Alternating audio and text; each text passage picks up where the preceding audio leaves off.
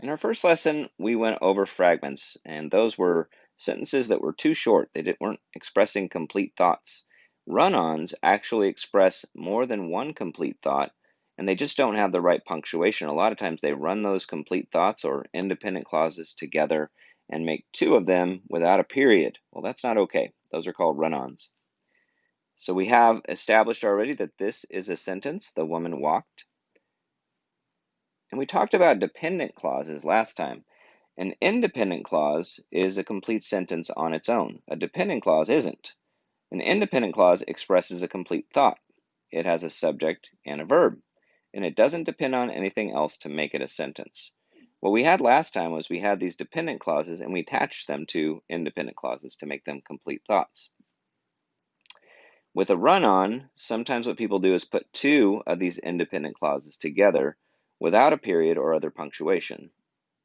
So here's an example. Do not use run-on sentences. They are not grammatically correct.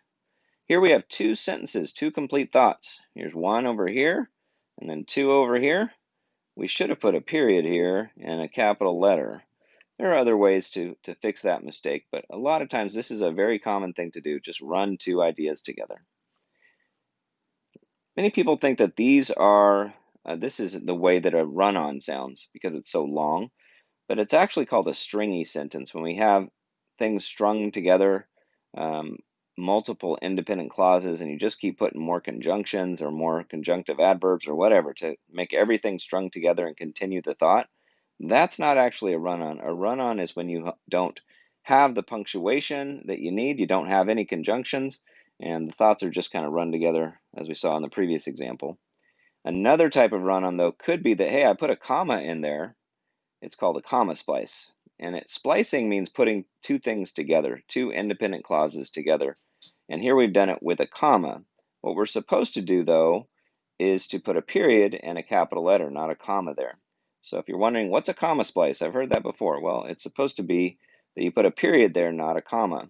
You could actually have other ways of combining and still using a comma by putting a conjunction in there, for example. Like I could put, if this example, how can I enjoy my good fortune when I'm surrounded by comma splices? I'm looking at that little meme down there.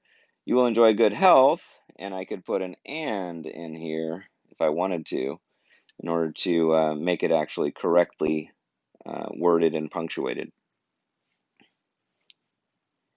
All right, so there's a lot of different ways to correct comma splices.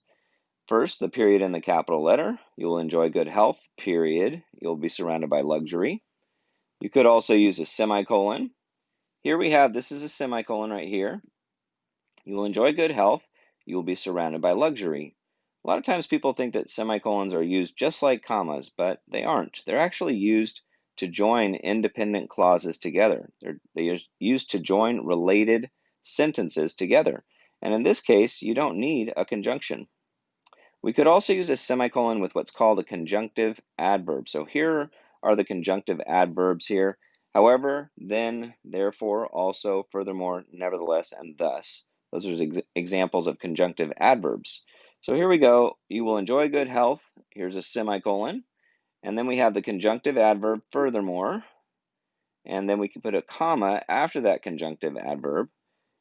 You will be surrounded by luxury.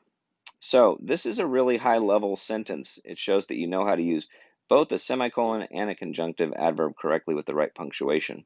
Not everybody can do that one, so if you don't understand semicolons, then don't use them until you're ready to. And then finally, we can have a comma plus the coordinating conjunction. That is probably the most common way to make the fix here, is to use just a conjunction like I did in the previous example. So here are the coordinating conjunctions that are important to know. We always remember these, hopefully, by understanding that fanboys can be used to memorize all of these coordinating conjunctions: for, and, nor, but, or, yet, and so. So what we would do in order to make this sentence compound, in other words, compound means you have more than one. So we have two sentences here. We can have a compound sentence by having more than one independent clause. So we would just add one of these conjunctions, the fanboys words, after our first independent clause, and then we put the comma in the correct spot. It goes before the coordinating conjunction. So here's what it's supposed to look like. When we have a fanboys word, use a comma before the coordinating conjunction. If there is no independent clause after the conjunction, you don't use a comma. So I want you to see here that in our first example, we have a complete sentence after the fanboys word. So this says, you will be surrounded by luxury. That's a complete sentence. So that's why it's okay. You're supposed to put the comma here. However, if you notice in the second example, be surrounded by luxury, that is not a complete sentence. So you're not supposed to put a comma. So what's happening is this your you will, is being applied to two different verbs. You will enjoy, and also you will be. And you're not supposed to put commas between the subjects doing the verbing and the verbs. So that's why we don't put a comma before the conjunction in the second example. This is one of the most common ways that we can make a mistake with commas, and most people don't understand this comma rule. But basically the idea is if you have a complete sentence after the coordinating conjunction, you add a comma before it. But if you don't have a complete sentence after the coordinating conjunction, you don't put a comma before it. Now, compound sentences have more than one sentence, but there can also be compound subjects. Here we have two subjects. We have George and Lenny doing the verbing of being here. They are migrant farm workers. So again, don't put commas between the subjects and the verbs. You can also have one subject, Lenny, doing multiple verbs. So we'll have compound verbs here. There are commas used here because they're items in a series. If you have more than two items, if it was just Lenny smiled and giggled, there would be no commas. But here we've got smile, giggled, and pet the puppy.